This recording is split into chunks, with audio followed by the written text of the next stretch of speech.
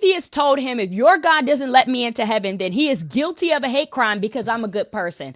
Check out his response. Like a secular radio talk show host that I was on with, syndicated across the nation. I went on a show and he said, listen, Christian, don't you quote me one Bible verse over my airwaves. You got that? I don't want to hear none of this Bible on my airwaves. I said, okay, no problem. And he says, I submit to you that your God is unreasonable because he doesn't consider my viewpoint. My viewpoint is just as valid as your Christian viewpoint, and I'm a good person. I should be let into heaven because I'm a good person. And if your God doesn't let me into heaven, he's actually guilty of a hate crime. So what do you got to say for yourself, Christian? Well, you're live on the air. What do you say? Well, God gave me an analogy. Thank God.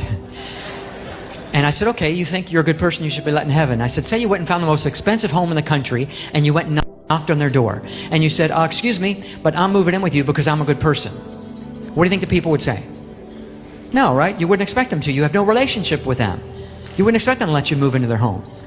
Yet, you go through your whole life, you have nothing to do with God. You deny Jesus as the Son of God, which he said is the only way to his house. Then, at the end of your life, you have the nerve to come knock on his door, demand to live there because you're a good person. What does good have to do with it? You don't know him. And he's your creator. He's not your father till you invite him in. So that's unreasonable to expect to live at someone's house that you don't even know. He says, well, you Christians are narrow-minded. You think you're the only ones that's right, and I think all roads lead to heaven. That's what I think. I said, well, let me give you another analogy, which God gave me. I said, say you invited me over to dinner to your home, and you said, Bill, I want you to go south on Highway 95, turn right at Main Street, go up the hill, you'll come to my house. But that's the only way to get to my house. And I say to you, you know what? I think I want to go north on 95. I'm going to get off at Beach Boulevard because I think all roads lead to your house. That's what I think.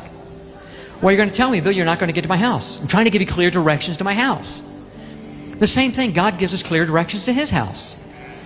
I think God knows where he lives. Right? That's not narrow-minded, that's specific.